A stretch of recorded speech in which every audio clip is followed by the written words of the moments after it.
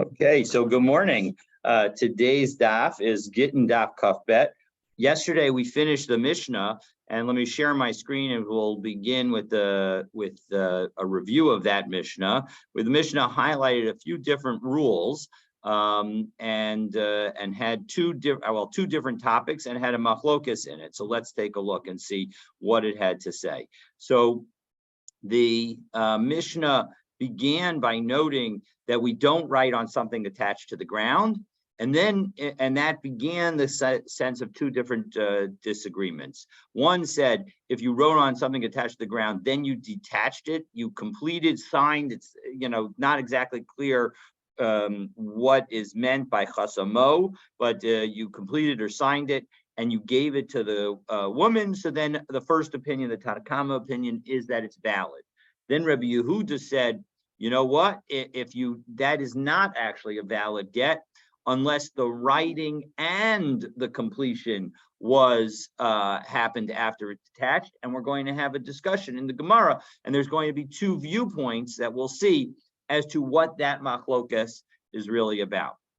Okay, and then Rabbi Yehuda ben Beseira says we don't write on a page that's been erased, nor do we write get on unfinished parchment, and so we'll understand what which was defined as diphthera. That was the term that the Gemara used, and because we're worried that kind of document could be forged.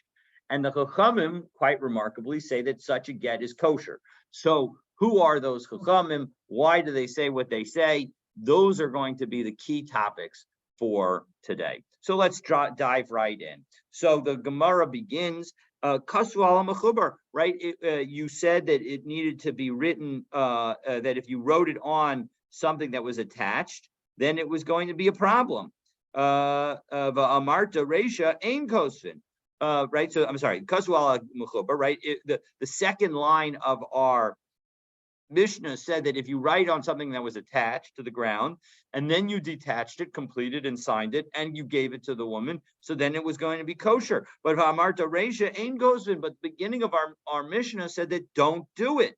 So how do you understand these two rulings? So we're going to offer two different explanations. First from Rav Yehuda in the name of Shmuel, and we'll have a couple of times here some confusing name structure. So I want to just highlight it before we get started. And that is that there are some Amoraim, those are the rabbis in the Talmud, in the Gemara's period, who have the same names as rabbis from the Tanaic period, the Mishnah period. And so we should just be aware of that. I will highlight when that happens. But here we have Rav Yehuda, who's an Amora, is sharing, in the name of Shmuel, sharing an understanding of our Mishnah. So what is our Mishnah talking about? Amar of Yehuda, Amar Shmuel, V'hu sheshir makom haTorah.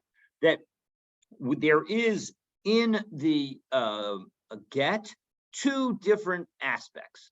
There is the aspect that is generic, and then there's the aspect that is specific. And so here, Torif is a reference to the specific aspect that it's and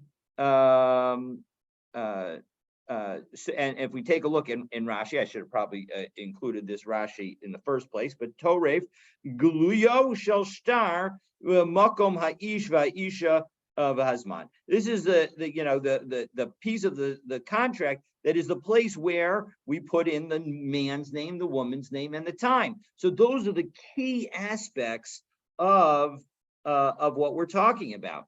And so as a result, that's where if you leave that over, well, then that is going to be the piece that when we say that a get is kosher, it's talking about where you left over that part, and that part was written after it was separated from the ground. But if you were to write that part when it was still attached to the ground, that would be a problem. So we also have similar statements in the name of Rabbi Elazar in the name of Rabbi Yoshia, that the situation where a get is going to be valid is if the place left over, that what it means when we say chasamo, it means to finish the get, that the get was finished after you cut it off. Amar Rabba bar bar Chana, Amar Rabbi Yochanan. Similar, Rabba bar Chana said in the name of Rabbi Yochanan that we're talking about Vahu Shashir Milkom HaTorah, that we're talking about where the person writing the get, when they wrote it when it was attached to the ground, they left over the space where they're going to be able to write the names of the man and the woman and the time. So the Rabbi Lazar and this Mishnah would be according to Rabbi Lazar, because who is Rabbi Lazar? Rashi explains Rabbi Lazar Masnisin, that our Mishnah would be according to Rabbi Lazar because Debai Ksiva Betalush. He's the one who says that you need actual writing of the get to be when it was already separated from the ground.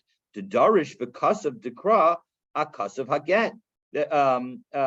And he says that when it says that you need to have written the get, because we have the concept of kasav v'nasan, that you first have to write the get and then you have to give the get, and there can't be anything in between, and specifically there can't be a removal from the ground in between. And when it says that you have to write the get, loa chasimas edim, he wasn't referring to the signatures of the witnesses, Rabbi Lazar that is Rabbi Lazar.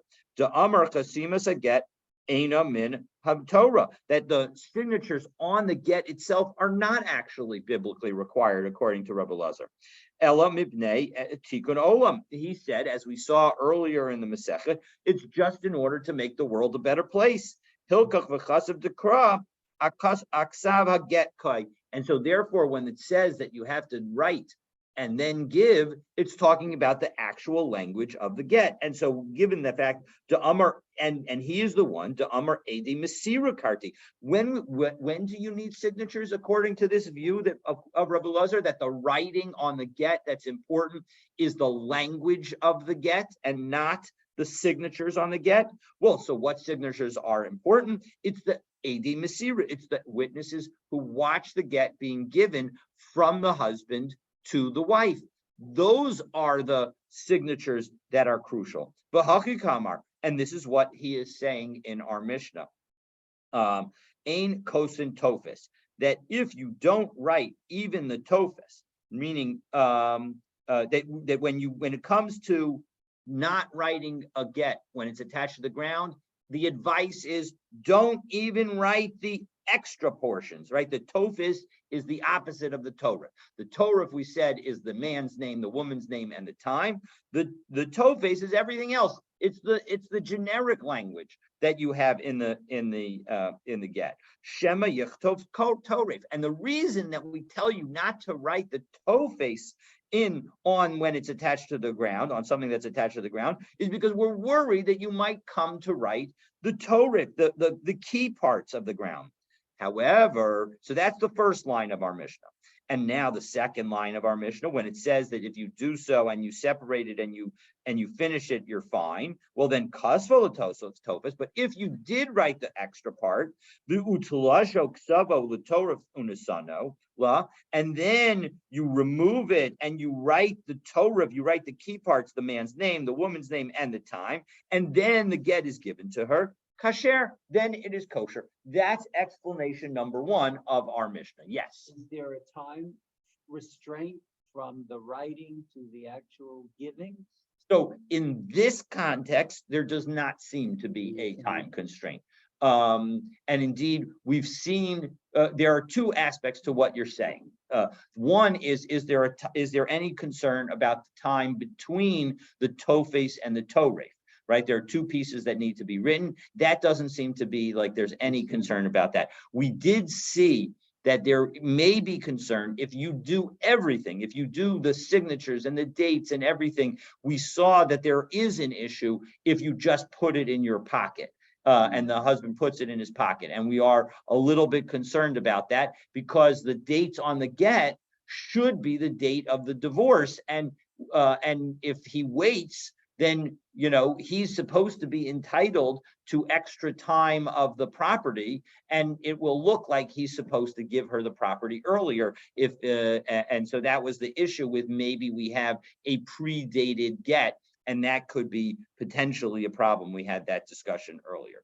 Okay, so, but Reish Lakish doesn't like this explanation, and he specifically explains in his first words why it's a problem. But Reish Lakish Amar Chasamoshaninu. Our Mishnah used the word chasam, which usually means to sign. And so as a result, that doesn't make any sense. So if you're going to, your explanation should have said v'kasvo or v'ksavo l'toref.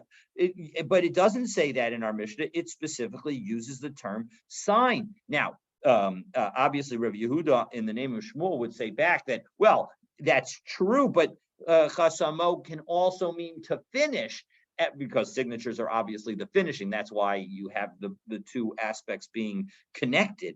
And so as a result, that's how Rav Yehuda says. But in any event, Reish Lakish says, no, it's talking about signing itself. The Rebbe Meir he. And so it's not Rebbe Lazar, rather it's Rebbe Meir.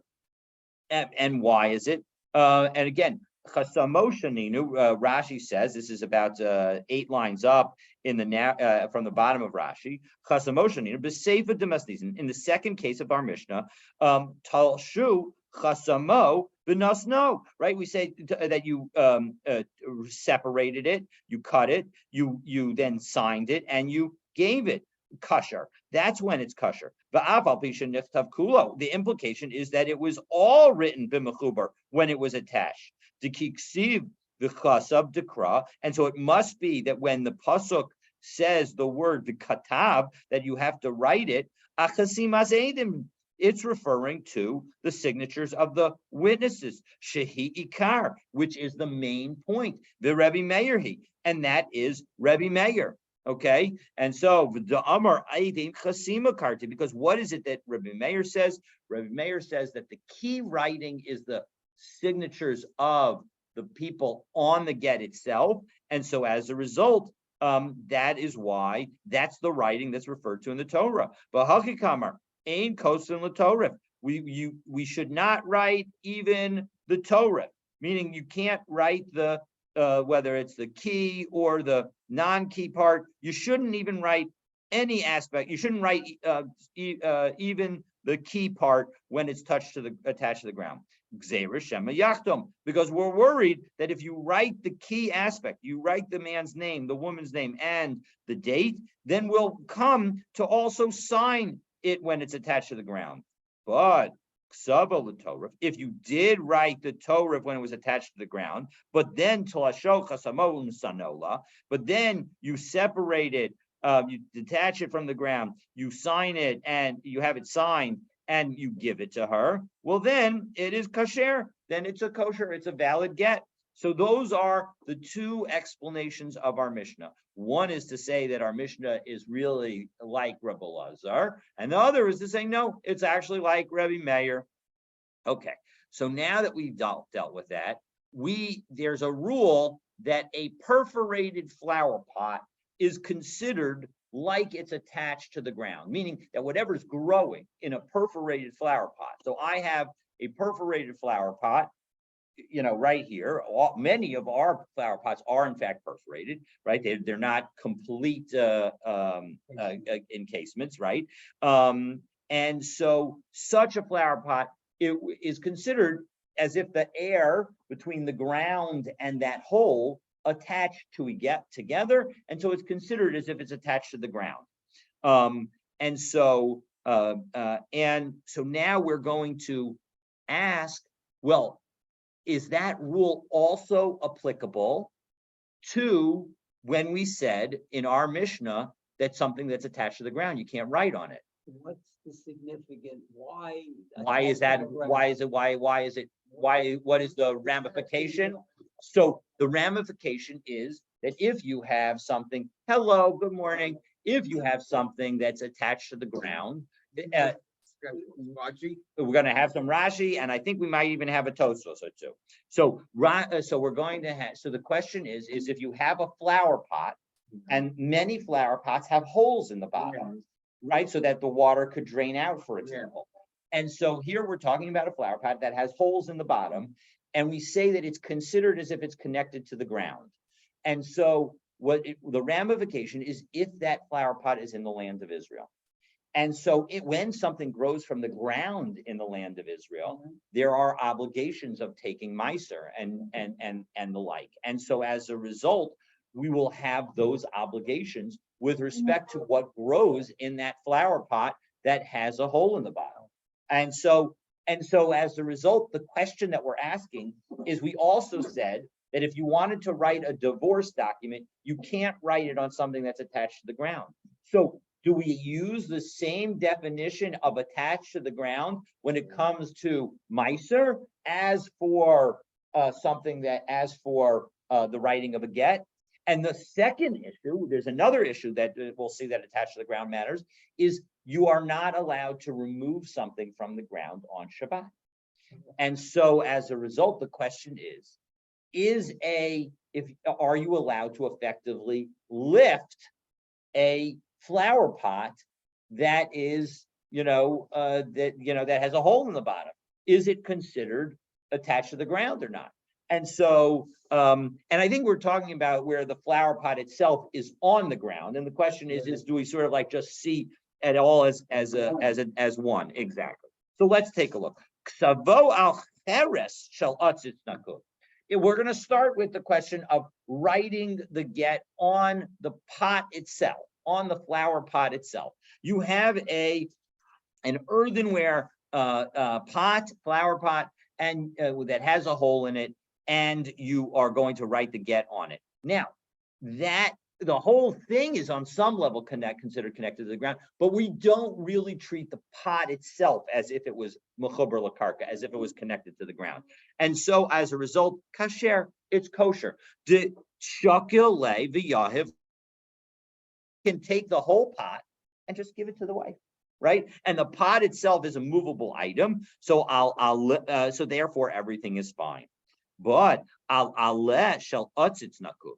But if you write it on the leaf of something that is planted in that flower pot, Abaye amar kasher v'Rava amar pasul. Abaye says it's kosher, Rava says it's pasul. We actually paskin, as is often the case with Rava. And so why is that? So Abaye amar kasher, Abaye says it's kosher. It's just like writing on the pot itself. Why should it be treated any different? So Rava Amar Pasul. Rava says it's pasul. And it's not for the reason that you might have thought. It's not because he says that this flower pot isn't actually detached from the ground and you actually can't just give it to her. That, on a theoretical level, he agrees with Abaye. However, he says, Rava Amar Pasul, Gzeira Shema Yiktum. We're worried that, which you don't have to worry about in connection with the flower pot itself, we're worried that you're going to just give the leaf, that you'll just pluck the leaf off and then give that leaf. And now we'll have a separation between Vinasan, of a Kasa Vinasan. What? What they do? Well, they wrote a divorce on that leaf. They wrote a divorce document on that get on that leaf. And so the question is that going to be a good divorce document or not? And we said that you can't have anything separate between the writing and the giving. And now we have writing, cutting, and giving.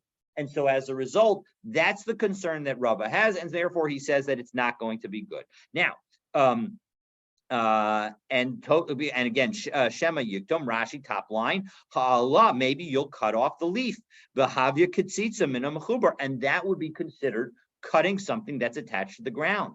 Now, Tosos asked the question, and Atzitz Shel Echad. I'm sorry, my apologies. That's not that's got the wrong Tosos. Okay, so that is the situation. So now we're going to deal with what happens. So now that we've differentiated, at least according to Rava, between the pot and the plant, the Gemara is now going to highlight another area in which a distinction is made between the pot and the plant. So let's take a look. If you have the pot's owned by one person, and the thing that's growing in the pot is owned by somebody else. If the owner of the pot sells the pot to the owner of the seeds that are planted in the pot, Kavan Shemashach Kana, once he drags the flower pot, it's as if he owns it. And dragging is something that applies to movable objects. And when we say Mashiach here, we also mean to lift it or to acquire it in any of the ways that are allowed with respect to movable objects. But Machar Bal Zroim Lebal Atzitz, however, when it comes to the owner of the seeds, the things that are growing in the flower pot, if he's selling it to the owner of the flower pot, lo kana ad sheyachzik b'zarayim. You need to, when it comes to real property, there are a number of ways that you can make an acquisition. But one of the key ways is that you do something to show ownership on the ground. So you put a fence around it, you till the ground, you work the ground. Those are all ways that you show that you own the ground. And when you do that, so then you've made the acquisition, you've completed the acquisition. Now, Tosos asks the question, who adin dahavi matzu la'ashminan hakol ba'atzis v'zram shel echad. Really, in our case, even though we had a story where one person owned the pot and one person owned the flower and they were selling it to each other, the same rules would have applied if one person owned the pot and the seeds and was selling just the pot, or if one person owned the pot and the seeds and was selling just the seeds. If you're selling just the pot, you have to make an acquisition like a movable object. And if you're selling the seeds, you have to make an acquisition like you're making an acquisition of the of ground. But so why did we use this specific situation? Rather, we specifically chose this language of this case of a person who one person owning the pot and one person owning the seeds, because the afal gaf debal otzitz konas roim, that you might have thought that when the owner of the pot buys the seeds, that he would own the seeds immediately, because after all, they are in his pot. That is not the case. Lo kana afal pishahem betocha atzitz shelo. He has not actually made the acquisition just because they're in his pot. He actually needs to do an action on the property to indicate ownership of it. Okay, so now we have a similar case. Now we have the case where a person does own both items, and he sells both items to somebody else. If you do some kind of action on the ground or on the, with respect to the thing that is planted in it, then you have not only acquired the plant, you've acquired the pot. And that's what we have a case in a Mishnah. This is a Mishnah in Kedushin. When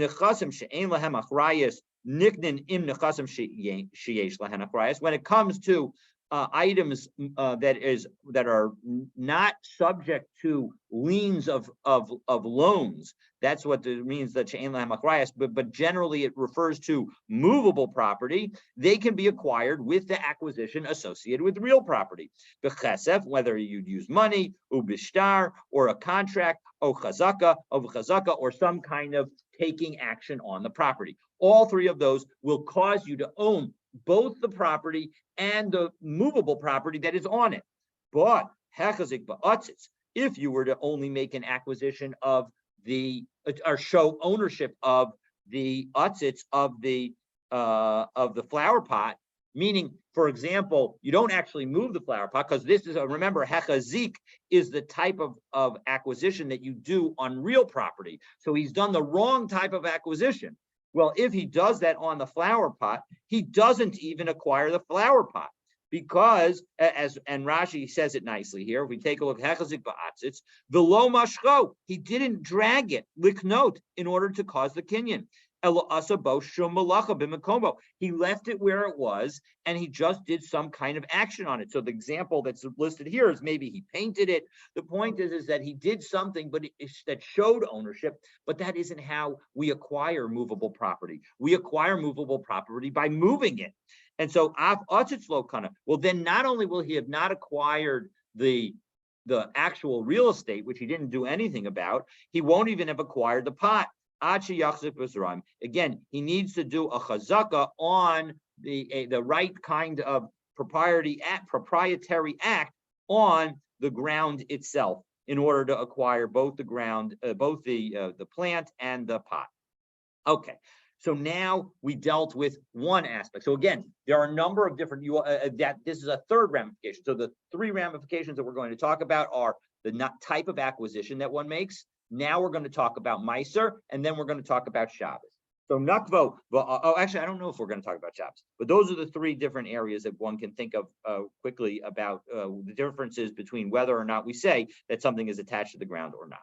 Nikvo ba'aretz, if we have a pot with a hole in it in the land of Israel, v'nofo b'chutz la'aretz, and its leaves, its branches, all stick out over the land outside of Eretz Yisrael. Abaye amar basar nekvo asin. We follow the hole, and so as a result, we're going to consider it as having to do Meiser in connection with the hole, and the hole is in Eretz Yisrael, so everything needs to be subject to Meiser. Rava Amar Basar, no foas linan. No, we go after, Rava says, we go after the branches. Okay? Bida ashrush. However, when it has grown roots, when there are roots in the item, kuli amalo pligi. Everybody agrees that if there are roots, so then where the roots are, that'll be the determining factor. Ki pligi bidalo ashrush. The only place that they argue is where there are no roots. Ubida ashrush lo pligi. 1 second. You're telling me that they don't argue when there are roots, but 1 second, that seems not to be the case because we have a situation that seems to suggest that that's not the case. Because v'hatanan, we've got a Mishnah, and this is a Mishnah in Bava Metzia, Daf Kuf Yud Chet, Shtei Ganos, Zoal Gavzu. Imagine a two gardens, one up higher, one lower, and now we have this ground, between them. We have actually places like this all over Riverdale. In fact, indeed, in my backyard, we have such a location. So imagine that kind of situation. And now you have something that's growing on this middle wall. To whom does it belong? That's the debate that we're going to have. So, ganot zoal gavzu, v'yeret beinatayim, and now you have growth on the wall, but on the vertical plane between them. Rabbi Meir Omer Shel Elyon. Rabbi Meir says it belongs to the upper field. Rabbi Yehuda Omer Shel Tachton. Rabbi Yehuda says no, it belongs to the lower field. So doesn't that show that here we have something that has its roots, and the roots are clearly in the land belonging to the upper, and yet there's a debate over whether or not we follow it in the up, we consider it owned by the upper or consider it owned by the lower. So shouldn't we still have that same question about whether, if we have the roots in one and the leaves and the branches sticking out of the other, maybe they should argue just like we have this argument here.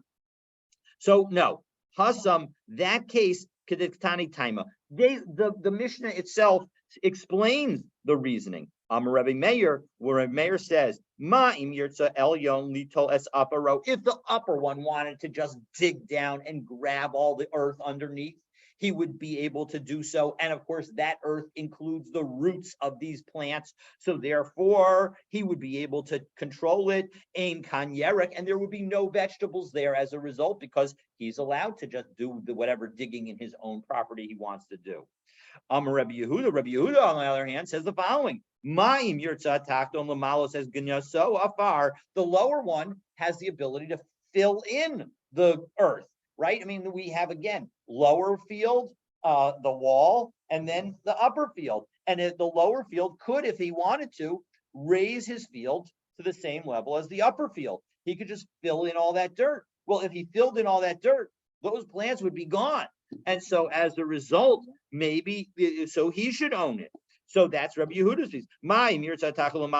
So afar ein kan yerek. So we have this machlokus, and so this machlokus doesn't necessarily tell us anything about when the roots of a plant are in the land of Israel and the leaves are sticking out over. You conceivably have that disagreement today, because you could have a tree and the roots of the tree are in this piece of property, but the roots extend into someone else's property. and Absolutely. you start digging. And you Correct. destroy his tree indirectly. Correct, Well, absolutely. how that becomes. No, that there are rules, there are real estate rules associated with exactly that. So, okay, so we've now concluded that in fact, we are okay right now with Abaye and Rava agreeing when there have been roots. So now we're going to challenge that approach again and say, 1 second, Vagati, Ashrush Lo Pligi, are you really?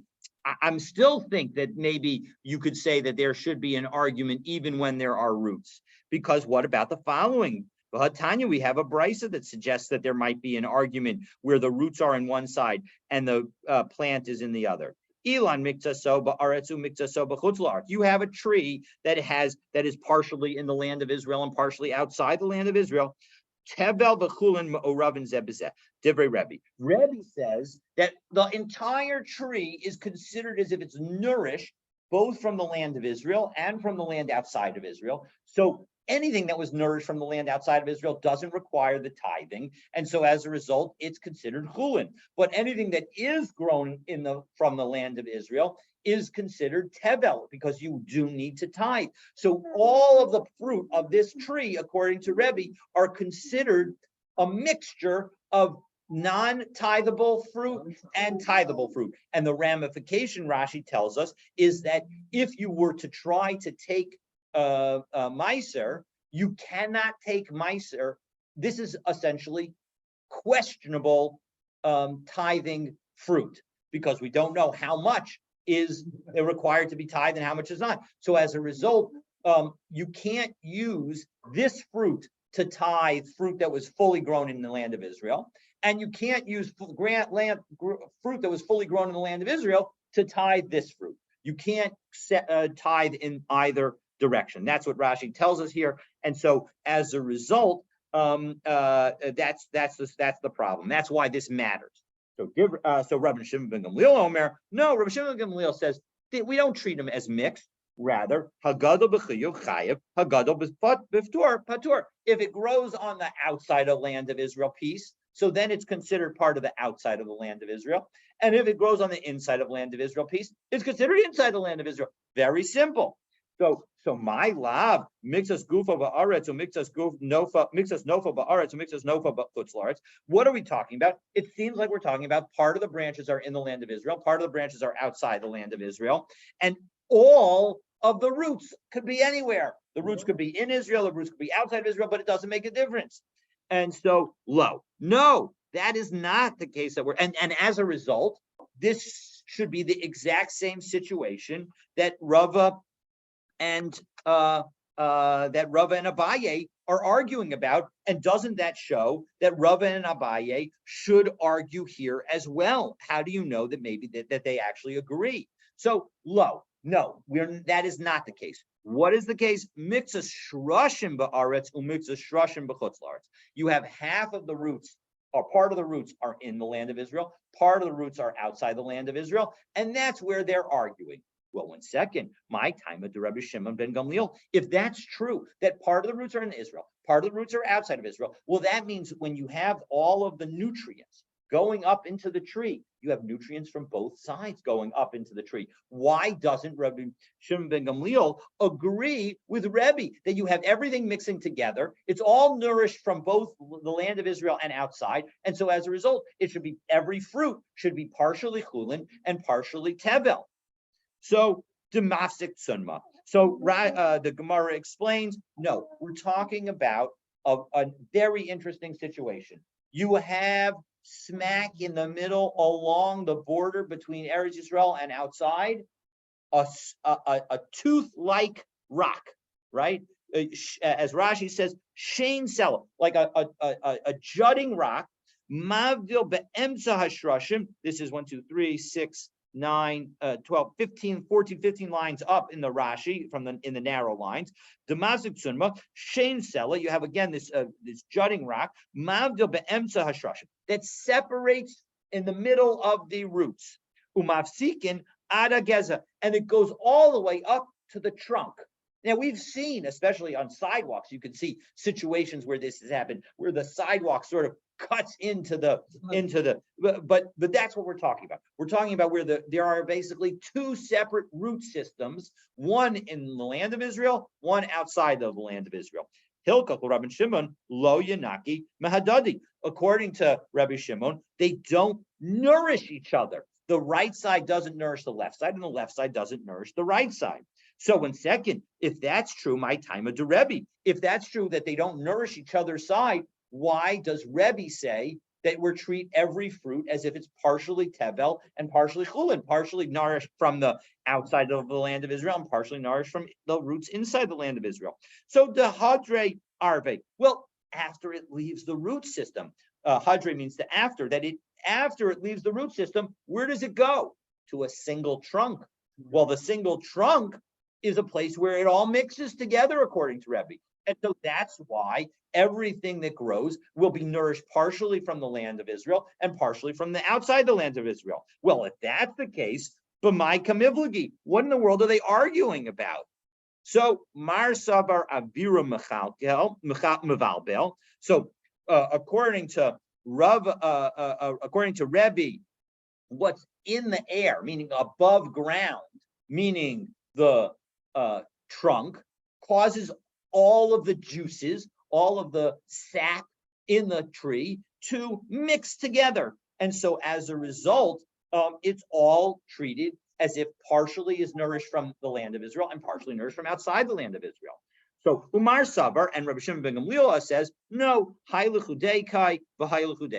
that because the roots are separate, basically the method of, and I did not look this up, which is in fact from a physiological perspective is true, but you can understand that Rabbi Shimon ben Gamliel says that, listen, the roots are going to go up and draw up any nourishment on this side of the tree. And so this side of the tree is outside of the land of Israel, and the other side of the tree is inside the land of Israel. So we can just separate the branches, and the branches that are in the land of Israel are considered subject to Meiser, and the land that and Tevel, and the land branches that are outside are strictly chulin. So now we explain how, even though we have these two other machlokas, one about the two different levels of field, and one about this tree that's partially in the land of Israel and partially outside of the land of Israel, how in fact it could be that everyone agrees that when it comes to a flower pot with a hole in it, that in fact the flower pot with a hole in it will follow the location of the roots. If the roots grow into the ground, we're going to follow the roots. Okay, so now that we've dealt with that, so again, we return back to our Mishnah. And our Mishnah had said that we had these different kinds of, we had this diphthera, this unfinished paper. So Rabbi Yehuda ben Beseira Omer, and again, we had this diphthera payment. So Rabbi Chia bar Asi Mishmei De'ula Gimel Orotain. There are three kinds. Orot sort of refers to the skins of an animal. So it's the unprocessed, from which we're going to make parchment. It's the unprocessed parchment. We're going to make parchment with this. So this is before it actually becomes cloth. Cloth is what we write the Sefer Torah on, what we write our tefillin on, what we write the parchment in the tefillin on, what we write the mezuzot out of. So that's cloth. So the point is that we have this stuff, and now the question is, we have three different levels, and we're going to talk about them. So matzah, chayfa, v'diphthera. Diphthera, of course, is the one that we mentioned in our Mishnah. The first is matzah, and the second is chayfa. So what is this? So matzah, kamashma'o. Matzah is very simple. Matzah is unprocessed. Matzah is delo malich, udelo kamich, udelo afitz. You have not treated the skin with salt, with flour, or gallnut. And what do we care about that? How come is it going to, does it matter that it hasn't been treated with any of the three? Well, lehotzas Shabbos, because when it comes to carrying on Shabbos, when you're not allowed to carry, when there is no Eruv, well, you're only subject to carrying if you actually carry something that matters. Meaning there are, hair on my that may fall off my head that is attached to my shirt.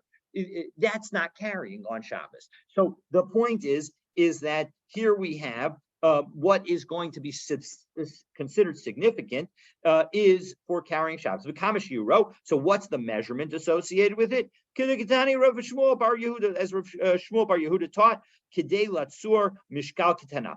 It's good for wrapping things. This matzah kind of leather is good for wrapping. It hasn't really been treated, and so it's good for wrapping things because presumably it won't cause any any interference with the item that was wrapped. So, and we're talking about wrapping a weight. So, how big a weight is it? It's a very small rate. It's a fourth of whatever it was in Pumbedisa.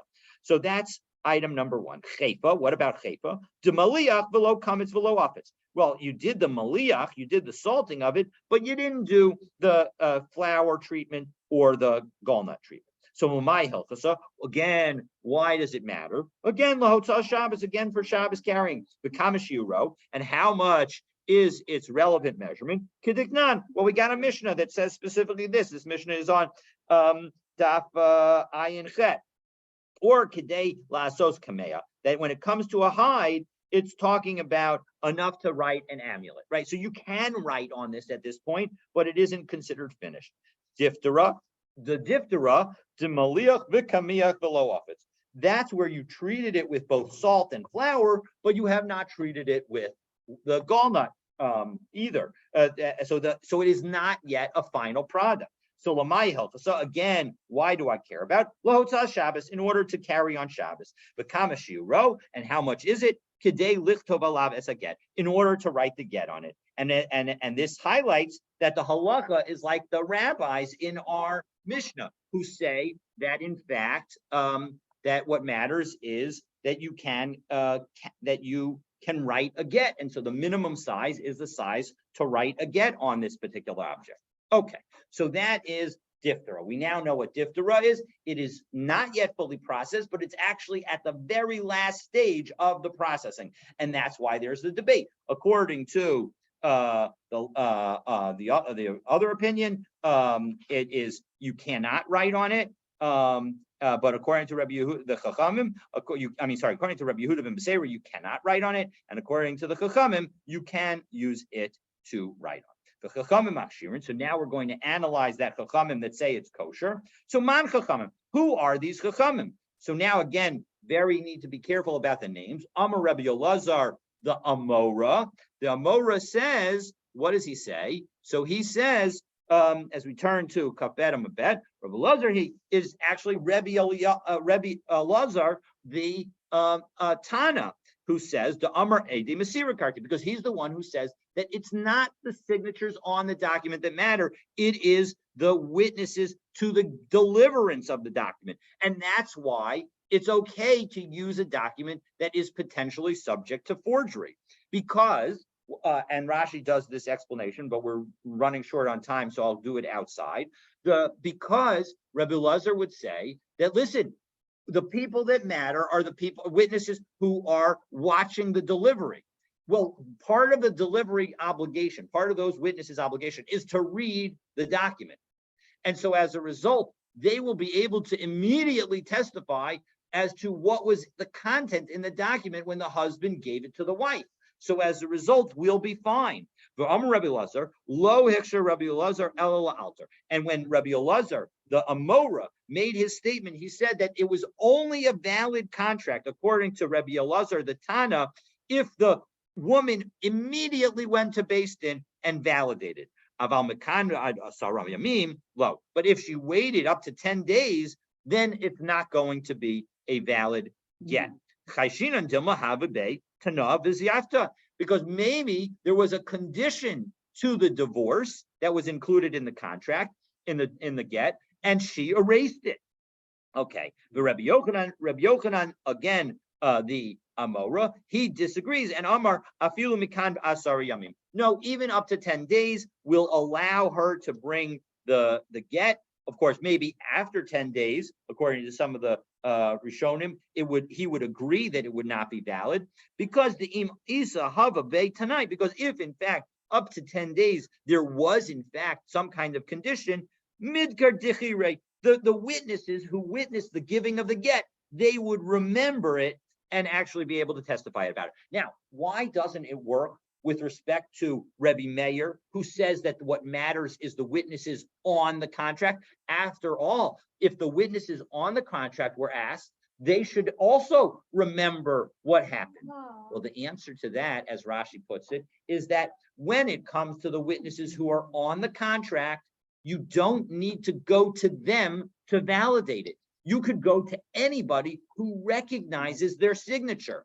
And so as a result, because you could go to anybody who recognizes a signature, the people that you go to in that instance may never have read the contract when it was originally written. And so as a result, that would be why you'd be worried that a contract that was written on something that would be subject to forgery could be forged. And so Rebbe Meir couldn't allow us to use this kind of parchment in order to write a get. But Rebbe Elazar says you can, because the only people that you can have come to testify that in fact the get was given in a proper manner are the witnesses who actually saw the giving from the husband to the wife and read the get. And so as a result, that's why that will work. Okay, V'amar Rebbe Elazar, and Rebbe Elazar, the Amora again adds a second condition. Lo hiksha Rebbe Elazar Ella begitten. Rebbe Elazar would only allow these other materials to be used, these materials that are subject to fraud, to be used when it comes to a get. Aval b'shar shtaros, but when it comes to other kinds of documents, diksiv, we have a statement. This is a statement from Yirmiyahu, that's unisatam b'chli cheres. You should put them, namely the documents that were written in order to buy land in Israel, put them in an earthen vessel, leman ya'amdu yamim rabim, because we want them to last. We want them to be able to last because you're about to go into exile for 70 years. And we want that when you come back from that exile, we want you to be able to have the documents.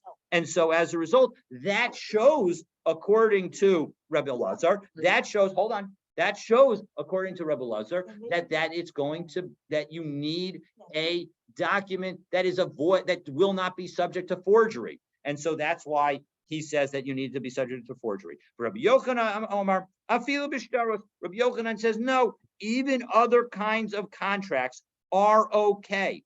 Why? 1 second. V'haksiv l'man yamdu yamim rabim. 1 second. What does he do with the statement in Yirmiyahu, which seems to suggest that contracts, at least for the sale of real estate, need to be contracts that are written on a parchment that is going to be able to last for a long time? It's just giving us good advice, meaning that when you write a contract, you can write a contract on anything. Indeed, I remember as a lawyer, we had a situation where a contract was literally written on the back of a napkin. That is sufficient to write a contract. It's not a good idea to write a contract on the back of a napkin, but you can write a contract on the back of a napkin. And that's what Rabbi Yochanan is saying here. However, it's good advice, as Rabbi Yochanan says, not to write such a contract. So that's the story. Now, I will note what? Do a piece of paper. Yeah, you can do it on a piece of paper. Exactly. Now, in fact, I don't know that that's necessarily the halacha perspective, but certainly when it comes to American law, the fact is that any kind of writing on pretty much anything will be valid. Of course, if there's a question about whether or not there's a forgery, that question will have to be dealt with separately. So, all right. So now we talked about the fact that there is a question about who can write a get, and that will be the discussion of our next Mishnah, who can write a get. So if you want to know whether a man, a woman, who can write a get, all of that will be dealt with, God willing, on tomorrow's stuff. I will check and I will let you know. Have a great day, everybody.